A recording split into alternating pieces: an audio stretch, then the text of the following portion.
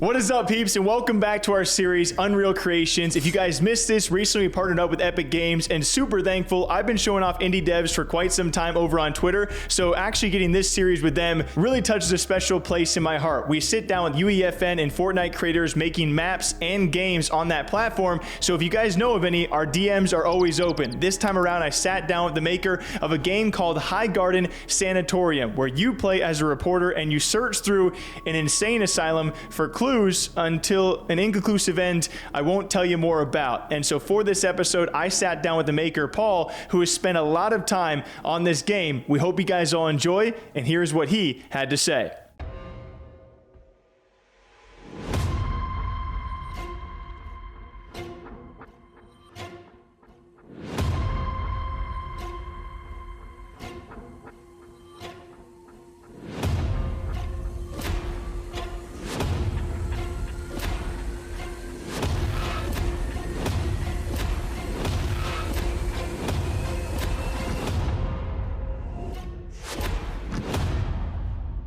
This is Peaceful Ghost, I would go by, or Paul, if you can refer me to as. I've started as the Fortnite creator started, which is 4 or 5 years ago, I guess, in Season 7, and I've been making creative maps in Fortnite Creative usually. I've been making for about 4 years, and UEFN, this one right now, which we're about to discuss, is the first map I've made in UEFN. Awesome. So how many gaming projects, maps, etc. have you worked on in the past 4 to 5 years? So I do have a couple of projects I published. A lot I have just let go of because, I started something else. So I have about 7 that are published, and I have a lot more that I never published. And so today we're talking about High Garden Sanatorium. Did I get that correct? That's correct. And so when it comes to the game High Garden Sanatorium, I thought we wanted to talk about this because we're slowly approaching Halloween and the spooky season. And that's the kind of vibe I got from this game. So can you tell me how you would explain this game or map to a casual player just coming across it? Absolutely. So I would say it's not a horror game as the thumbnail or the game may depict it itself to be. It's basically an eerie kind of a horror. So imagine it as not the ghost being the actual villain here. It's just that you being inside of an asylum all alone. There's eerie sounds in the background. There's, mental asylum people, shouting and doing basic mental things that I would say. So you can hear the eerie drips in the corner. You can hear the people, just chattering or talking to themselves in the back. There's rooms and there's vents, and then mostly I worked, I would say, in sounds. So the best thing about the game, if you want to experience this, is the sound. So I would obviously recommend to go on full 100% volume, but also there are some jump scares, but not that scary, I would say. It's not scary in terms of getting jump scares. There's only one jump scare I put in there. I like how you're it's not really thriller, but you're in an insane asylum and there's a lot of creepy noises. So it's more like a thriller, you'd say, or how would you better describe it? I would better describe it as a thriller, absolutely. Nothing to do with the horror, it's just a thriller. It's exciting, I would say, to play through it. It's not that big and also not that long, and the only issue that you might face there would be to find things to do because I've hidden them pretty well. So you would not find any task that you will need to do. It will just tell you what you have to do, but where and how you have to do it's not going to be mentioned.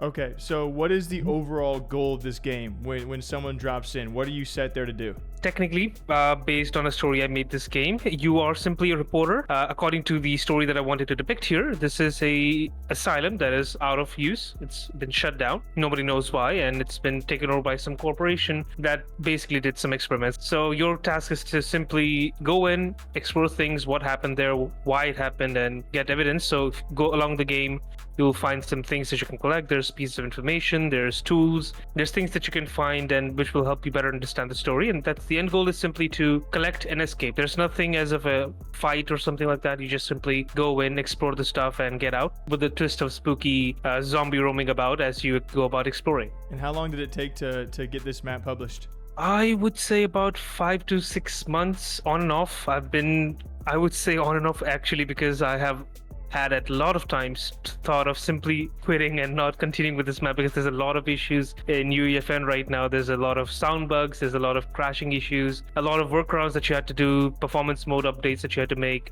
So pretty much 4 to 5 months. It's not a big thing once you have the layout, I would say. The layout itself took me about 2 months to make, just to understand how or where I would have to make things, and then the mechanics being the main part, because there's a lot of things at play here. Because the first time you're in UEFN, you have sequencers, you have cameras, you have post-processing effects and stuff. So that took most of the time. One of the hardest thing that I had to make was the VFX. I would say one of my friends helped me. He's a proper developer, I would say, and he helped me, design the VFX in the iGrass system. I've never done that before. So, yep. And I think I would also I want to talk to more UEFN creators and devs like yourself in the future. And so definitely open to hearing like the both sides of the picture when it comes to you using UEFN. What would you say has been your experience? Give me some of like the bright side, the good stuff first experience wise. And then also, what are some of the criticisms, improvements, like you mentioned, that maybe should be made? I would say the good side being simply is the freedom. I'll just put it out right now. No matter how many bad things about this system I tell you, it's still far better than what you already had. So coming from Fortnite Creative, simply jumping straight into UEFN, it's a lot of freedom you'll experience, a lot of settings that have opened up, a lot of things that you can do, custom props, custom items, music that is completely custom.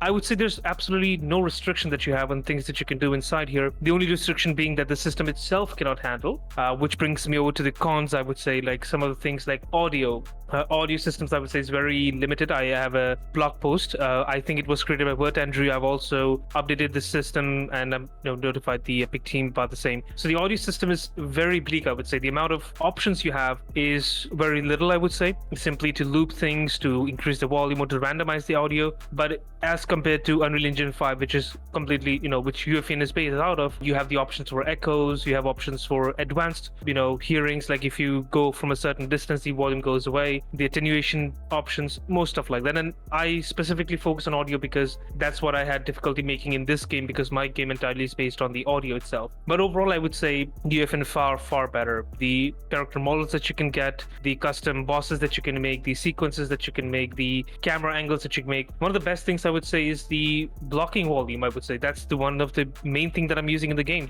That's the game that puts you into first person, and feels like that you're not even playing Fortnite anymore. It's just simply just you with the camera and just using a flashlight or a torch, whatever you have in your hand. What about this game is a bit more unique than other projects people have been releasing? What would you say one of the more unique aspects of yours is?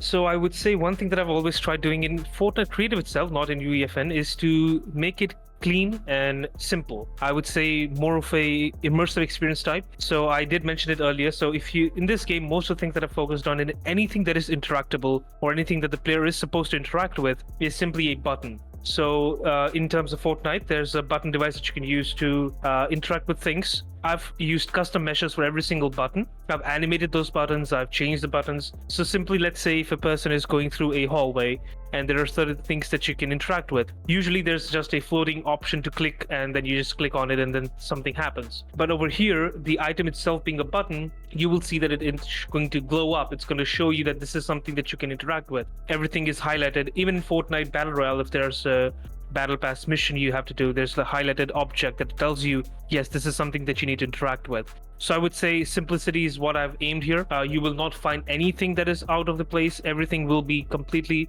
embedded into the map as long as you don't go near it. So if you have something interactable, you'll have to go real close to it as like a button.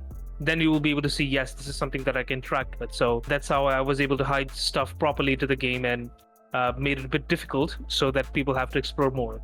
My last one for you would be, what is your own favorite part about your own game?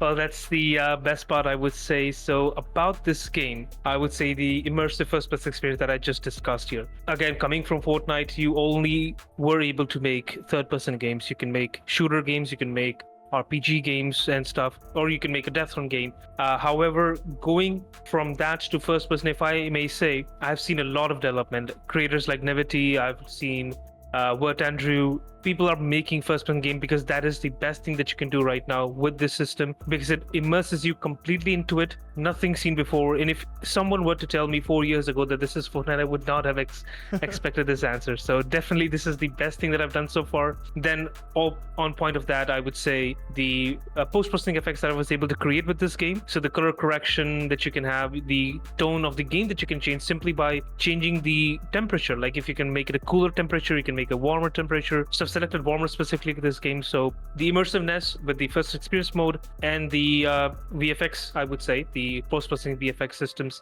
it's the best thing that I've had to work on with this game. Awesome. As per usual, we hope you guys all enjoy this series. Again, our DMs are open for any other UEFN or Fortnite creators who want their map or their game showcased. I cannot wait to cover more in the future. And again, thanks to Epic Games for partnering up with us. And thanks to all of you guys for watching. Showcasing these maps and these games made by devs just truly is so fun for us. And I think it's right down our alley of what we want to do in the future. So if you guys know of any, please hit us up. Make sure to leave a like and a comment. And we'll see you back here for the next episode.